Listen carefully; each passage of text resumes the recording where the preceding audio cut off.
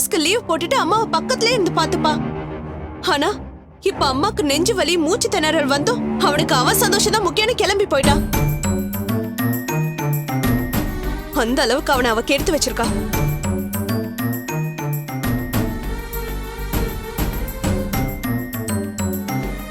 சரி, office function போகாம இருக்க முடியாதுன்னு வச்சுப்போ. அப்பப்போ போன் பண்ணி அம்மா எப்படி இருக்காங்கன்னு விசாரிக்கணும்ல.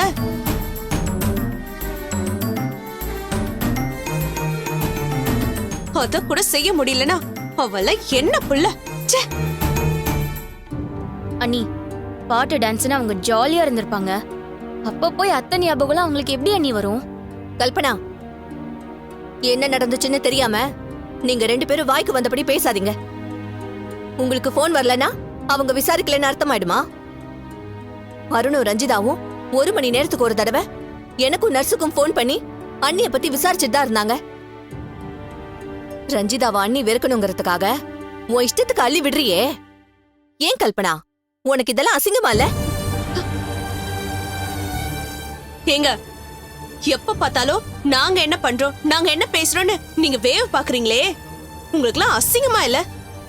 இத பாரு வித்யா, அடுத்தவங்களுக்கு தெரியாம கண்காணிக்கிறது, இல்லாததையும் பொல்லாததையும் போட்டு கொடுக்கறது, ஒண்ணும் இல்லாத விஷயத்த பெருசாக்குறது, இதெல்லாம் கல்பனாக்கும் உனக்கும் தான் நல்லா வரும்.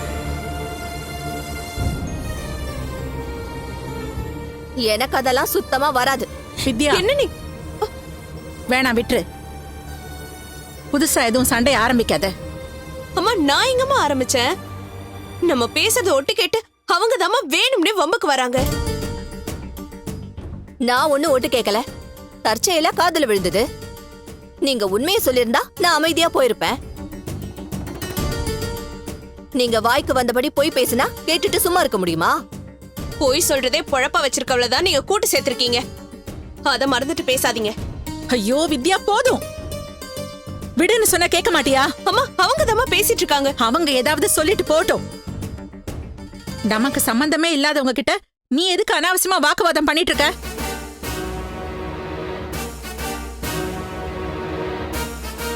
ஒவ்வொரு நாளும் வந்து ஏதாவது ஒரு காரணத்தை வச்சு சண்டை போடுறது நல்லாவா இருக்கு? சின்னவங்க தான் பக்குவம் இல்லாம இருக்காங்கன்னா பெரியவங்களும் அப்படிதான் இருக்கீங்க. இந்த வீட்டோட நிம்மதியை பத்தி யாருக்குமே கவலை இல்ல. உங்களோட போராடுறதை விட நான் சீக்கிரமா போய் சேர்ந்துடலாம் போல இருக்கு. அத்தை, கல்பனா, இங்க பாருமா, என் மனசு நிம்மதிக்காக நான் கோயிலுக்கு போறேன். தயவு செஞ்சு திரும்ப ஏதாவது சண்டை ஆரம்பிச்சிடாதீங்க. உங்களுக்கு புண்ணியமா போட்டோம். வித்யா, அந்த ரூம்ல என் பர்ஸ் இருக்கு, போய் எடுத்துட்டு வா. அத்தை, நான் வேணா கூட வரட்டுமா? வேணாமா, நானே போயிட்டு வரேன்.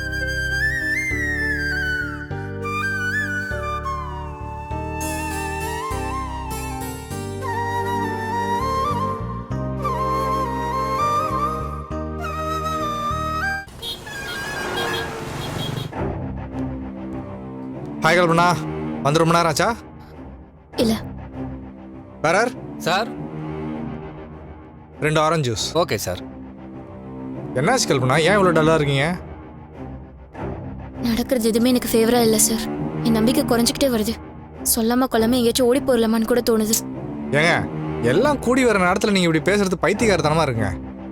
எல்லாம் கூடி வருதா? நானே கடுப்புல இருக்கேன் சார். நீங்க வேற வெறுப்பேத்தாதீங்க.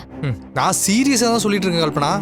அருணோட அம்மா கிட்ட பேசி உடனே உங்க கல்யாணத்துக்கு நாள் குடிக்க சொல்லுங்க. இல்ல சார், நான் அருணை கல்யாணம் பண்ணிக்கிறது வெறும் கனவாதான் முடிய போகுது. ஏன் அப்படி சொல்றீங்க? அருண் அப்பா கொஞ்சம் கொஞ்சமா பெட்டர் ஆயிட்டு வராரு சார். திடீர்னு ஒரு நாள் அந்த ஆளுக்கு நினைவு திரும்பி என்னை பத்தி போட்டு கொடுத்துட்டாருன்னா ஜெயில உட்காந்து கம்பி தான் சார் எண்ணணும். அந்த ஆளுக்கு நினைவு திரும்புறதுக்குள்ள உங்க கல்யாணத்தை முடிச்சிடணும். நீங்க அந்த வீட்டு மருமகள் ஆயிட்டா அவர் உண்மையை சொன்னாலும் அவங்களால ஒன்றும் பண்ண முடியாது. அவர் ரஞ்சிதா ஆளுன்னு நீ அதை ஒன்று சொல்லி சமாளிச்சிடலாம். என் கல்யாணத்தை பத்தியே பேசிட்டு இருக்கீங்க, ஆனா அது நடக்கிறதுக்கான வழியே இல்ல சார். அருணும் ரஞ்சிதாவும் புருஷன் பொண்டாட்டிங்கிற நினைப்புல ஜாலியா ஊரு சுத்திட்டு இருக்காங்க. நேத்து கூட மகாபலிபுரம் கிளம்பி போயிருக்காங்க. ஆஃபீஸ் கெட் டுகெதர் தானங்க போயிருக்காங்க. நீங்களும் ஹனிமூன் ட்ரிப் போன மாதிரி ஃபீல் பண்ணிட்டு இருக்கீங்க. சார், அவங்க போனது உங்களுக்கு எப்படி சார் தெரியும்? நான் தள்ளி இருந்தாலும் எல்லாத்தையும் ஃபாலோ பண்ணிட்டு தான் இருக்கேன் கல்பனா. அங்கே என்ன நடக்குதுன்றதையும் கவனிச்சுட்டு தான் இருக்கேன். ரொம்ப நாளாவே நம்ம 2 பேரும் அந்த வேலையை தானே செஞ்சுட்டு இருக்கோம். ஆனா அதால ஒரு யூஸும் இல்லையே சார். ரஞ்சிதாவை விரட்டுறதுக்கு இப்ப வரைக்கும் நம்மளால முடியலையே சார். ம் ரஞ்சிதா கிட்ட உன் கர்ப்பத்துக்கு என் பையன் காரணம் இல்லைங்கிற அளவுக்கு அத்தை எவ்வளவோ கேவலமா பேசிட்டாங்க.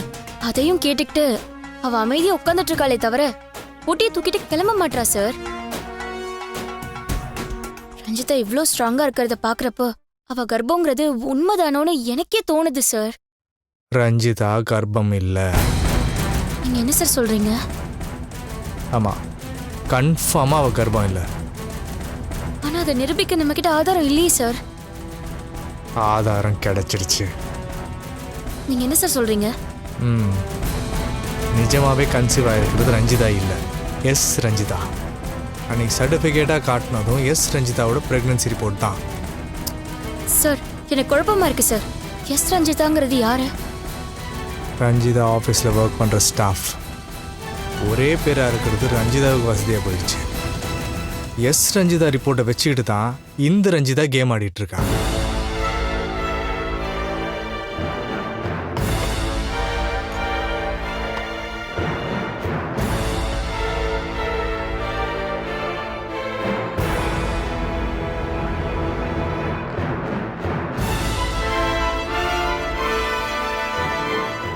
சார் எனக்கு என்ன சொல்றதுன்னே தெரியல சார்.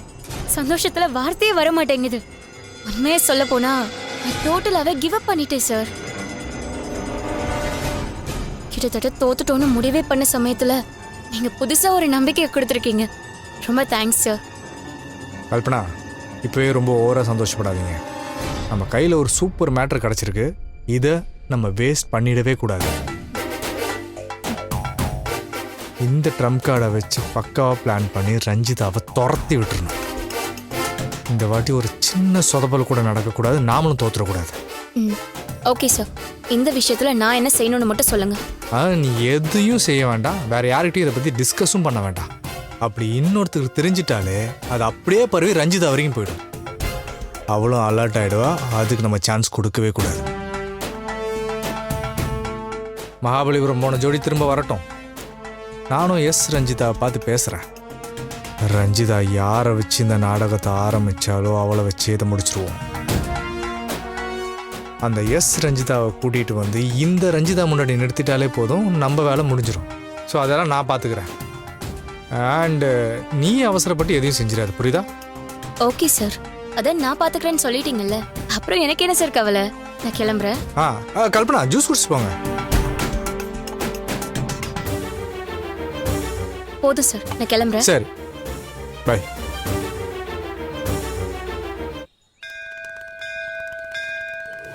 ஓம் சக்தியே போற்றுவோம், ஓங்கார அனந்தியே போற்றுவோம், உறவுக்கும் உறவாடவளே போற்றுவோம், உள்ளவளர் உகந்தவளே போற்றுவோம், போதரிய பெரும்பொருளே போற்றுவோம். என் பையன் கல்யாண விஷயத்துல ஏமா நான் நினைச்ச மாதிரி எதுவுமே நடக்க மாட்டேங்குது. அவனுக்கு எப்படியாவது கல்பனாவை கட்டி வச்சிடலான்னு நான் துடிக்கிறேன். ஆனா அவன் ரஞ்சிதாவை பொண்டாட்டி மாதிரி கூடவே கூட்டிக்கிட்டு திரியறான். அவன் மனசை மாத்தி எப்படி கல்பனா கூட சேர்த்து வைக்க போறேன்னு எனக்கு தெரியலம்மா. அதுக்கு நீதாம ஒரு நல்ல வழியை காட்டணும். தனம் தரும், கல்வி தரும், ஒரு நாளும் தளர்வறியா மனம் தரும், தெய்வ வடிவம் தரும், நெஞ்சில் வஞ்சமில்லா இடம் தரும், நல்லெண்ண எல்லாம் தரும், நண்பர் என்பவர்க்கே கணம் தரும், பூங்குழலால் அபிராமி கடைக்கண்களே.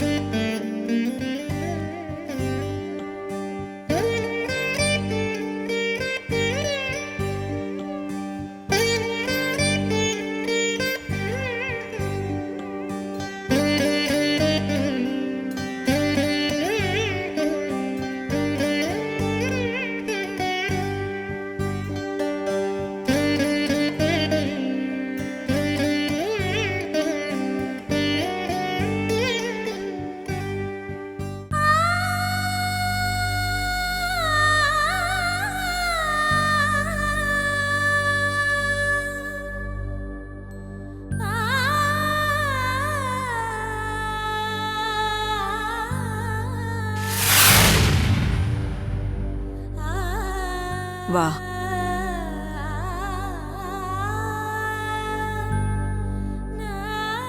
வா தாயி, ஒன்னதான் வா. உட்காரு. மனசு ஒரு நிலையில இல்லையோ அதையும் இதையும் யோசிச்சு மனசு நிம்மதி இல்லாம அலைஞ்சுகிட்டு இருக்குல்ல. வீட்லயும் அமைதி இல்ல, உள்ளுக்குள்ளேயும் அமைதி இல்ல, அப்படிதானே? உன் ஆசீர்வாதத்தோட கழுத்துல தாலி ஏறணும்னு ஒரு பொண்ணு காத்துக்கிட்டு இருக்கா. அவ ஆசைய நிறைவேத்தாம எவ்வளோ காலம் காக்க வைப்ப?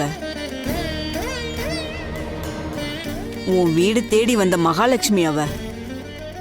அந்த மகாலட்சுமி மனச கஷ்டப்படுத்தினா உன் வீடும் குடும்பமும் எப்படி விளங்கும்? அவ விடுற கண்ணீர் தான் சாபமா மாறி உன் குடும்பத்தை சுத்திக்கிட்டு இருக்கு. அந்த சாபம் தீராம உன் வேதனை தீராது தாயி. புரியுதுமா. நானும் உடனே கல்யாணத்தை நடத்தணும்னு தான் தவிக்கிறேன். ஆனா சூழ்நிலை சரியில்லையே.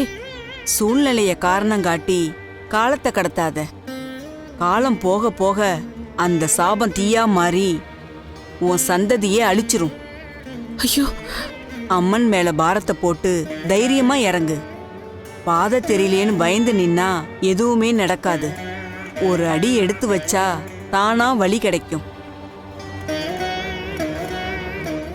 நல்ல வார்த்தை சொன்னீங்கம்மா. எதையோ நினைச்சு குழப்பமாகி என் பையனுக்கும் கல்பனாக்கும் நடக்க வேண்டிய கல்யாணத்தை இவ்வளவு நாள் தள்ளி போட்டுட்டேன். இப்ப நீங்க பேசினது இந்த அம்மனே எனக்கு உத்தரவு கொடுத்த மாதிரி இருக்கு. இதுக்கு மேலே நான் இந்த தப்ப பண்ண மாட்டேம்மா. உடனே அவங்க கல்யாணத்தை முடிச்சிடுறேம்மா. என் குழப்பத்தை தெளிய வச்சதுக்கு ரொம்ப நன்றிம்மா.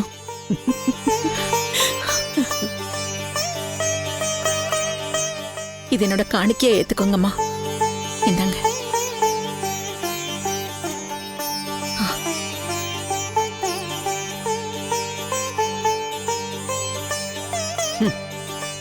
நான் சொன்னது வேற, நீ புரிஞ்சுகிட்டது வேற. கர்ம வேணா உன் புத்திய குழப்பி இருக்கு.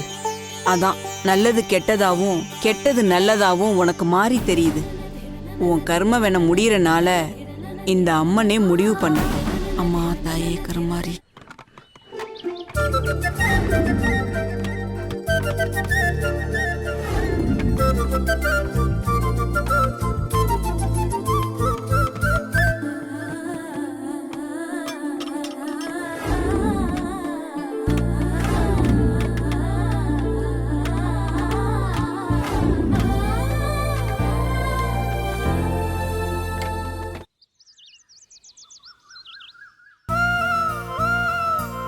Room number 7. இதான அருணோட ரூம் நம்பர்.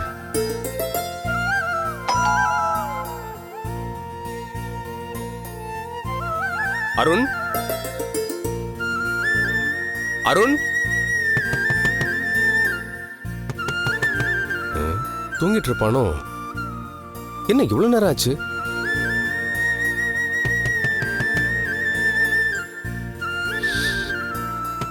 அருண், அருண்,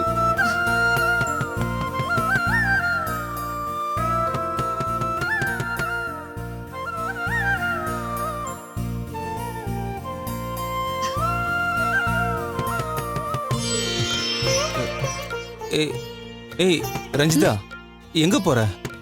அருண், யாரோ கதவு தட்டுற சத்தம் கேக்குது. அது பக்கத்து ரூம்ல தட்டி இருப்பாங்க. வா, படு, வா வா, இன்னும் கொஞ்ச நேரம் தூங்கலாம், வா. என்னடா இது? பேச்சு குரல் கேக்குது, ஆனா யாரும் வெளியே வர மாட்டேங்கிறாங்க. சார், என்னாச்சு சார்? ரொம்ப நேரமா காலிங் பெல் அடிக்கிறேன், கதவையும் தட்டி பார்த்தேன். ஆனா அருண் வெளியவே வர மாட்டேங்கிறான் சிதம்பரம். சார், நானும் காலையிலே வந்து கதவை கை வலிக்க தட்டி பார்த்தேன் சார். சார் கதவையே திறக்கல சார். அப்படியா? சாரும் மேடமும் அடிச்சு போட்ட மாதிரி தூங்குறாங்க போல் இருக்கு. ஏய், குடிச்சிட்டு மட்டையானவங்களே காலையில எழுந்து கிளம்பி செக் அவுட் பண்ணிட்டாங்கப்பா. சரி, நம்ம கிளம்பலாம். அவங்க பொறுமையா செக் அவுட் பண்ணிட்டு கிளம்பி வரட்டும், சரியா? சார், எதுக்கும் கடைசியா ஒரு தடவை நாம 2 பேரும் சேர்ந்து கதவை தட்டி பார்க்கலாமா? அப்படிங்கிற? ஆமா சார். சரி, வா. Arun sir, Arun sir, Arun sir கதவை திறங்க. சார், அருண் சார், கதவை திறங்க சார். அருண், சார், அருண், ம் நம்ம ரூம் கதவை தான் தட்டுறாங்க. நீங்க போறீங்களா இல்ல நான் போட்டுமா? இரு, நானே போறேன். யார் இப்ப கதவை தட்டுறது? இரு.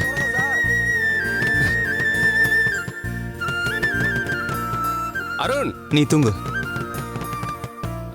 இதோ வர இருங்க. சார் வந்துட்டாரு பாருங்க சார். ஏய் என்னப்பா, சார் சொல்லுங்க சார். Good morning.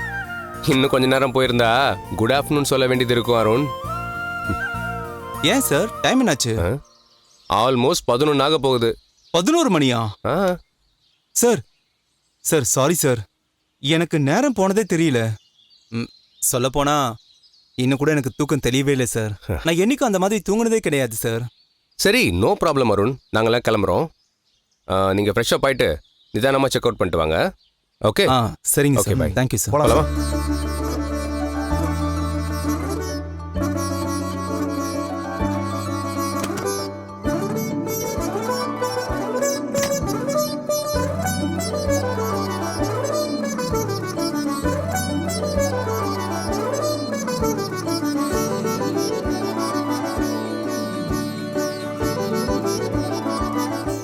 யார் அருண்? அது ஜிஎம் சார் தான். அவங்க எல்லாருமே செக் அவுட் பண்ணிட்டு போறாங்களாம்.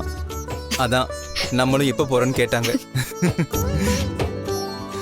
ரஞ்சிதா, நான் இவ்வளோ நேரம் தூங்குனதே கிடையாது தெரியுமா? எனக்கு ரொம்ப ஆச்சரியமா இருக்கு. அட்லீஸ்ட் நீயாவது என்னை எழுப்பி விட்டுருக்கலாம்ல. என்னையே அறியாம நானும் தூங்கிட்டேன் அருண். சரி விடு, இந்த மாதிரி பார்ட்டிக்கெல்லாம் வந்து இவ்வளோ நேரம்லாம் இருந்து நமக்கு பழக்கம் இல்லைல்ல. அதான் நம்மளே அறியாம நம்ம தூங்கிட்டோம் போல இருக்கு.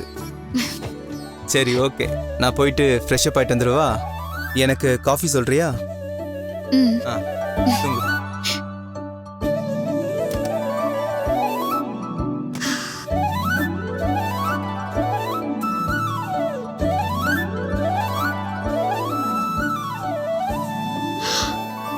ஐயோ, என்ன இத்தனை கால் பண்ணிருக்காங்க?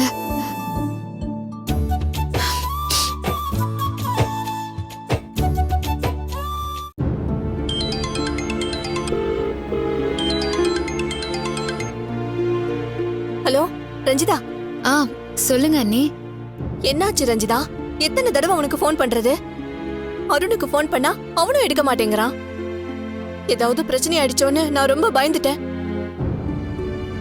காலையில உங்க அண்ணனை விட்டு ஜிஎம் சருக்கு ஃபோன் பண்ணி சாதாரணமா விசாரிக்கிற மாதிரி விசாரிக்க சொன்னேன். ஒன்னும் பிரச்சனை இல்லைன்னு தெரிஞ்சதுக்கு அப்புறமா தான் அப்பாடான்னு இருந்துச்சு. சாரி அண்ணி, செல்லு மியூட்ல இருந்தது, அப்படியே படுத்துட்டோம். இப்பதான் எழுந்தோம் அண்ணி. ஏ ரஞ்சிதா, நீ அருண் கிட்ட உண்மையை சொல்லிட்டியா? ஆ ஆ சொல்லிட்டேன் அண்ணி. அருண் என்ன சொன்னா? நான் பயந்த மாதிரி எல்லாம் எதுவுமே நடக்கல அண்ணி. அது ஒரு விஷயமே இல்லங்கிற மாதிரி தான் அருண் நடந்துக்கிட்டாரு. ஒரு பெரிய பாரத்தையே இறக்கி வச்ச மாதிரி இப்பதான் மனசு லேசா இருக்கு அண்ணி. எனக்கும் அப்படிதான் இருக்கு ரஞ்சிதா. நீ பாட்டுக்கு உண்மையை சொல்ல போறேன்னு சொன்ன உடனே என்னாக போதோன்னு மனசு கடந்து அடிச்சுக்கிச்சு. டென்ஷன்ல நைட்டெல்லாம் தூக்கமே வரல. இப்பதான் எனக்கு நிம்மதியா இருக்கு.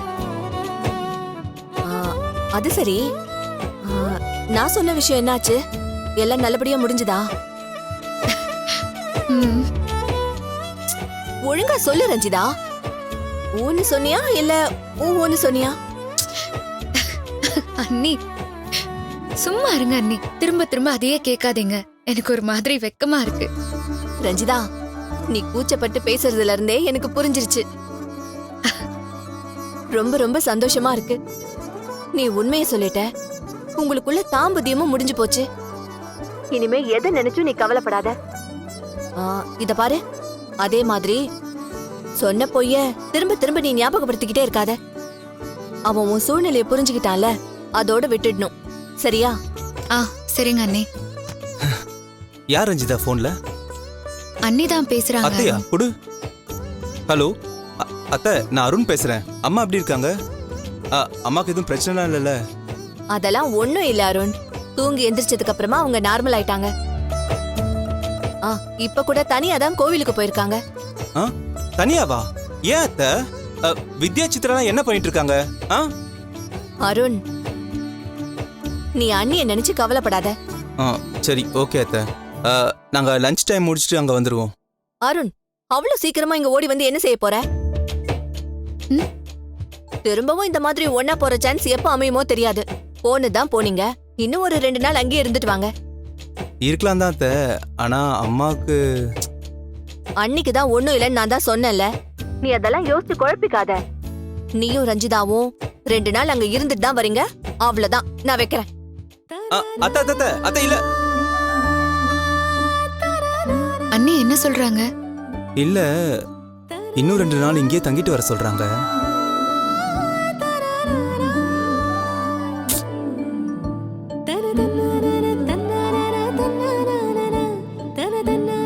ரஞ்சிதா, நம்ம இன்னும் 2 நாள் இங்கேயே தங்கிட்டு போலாமா?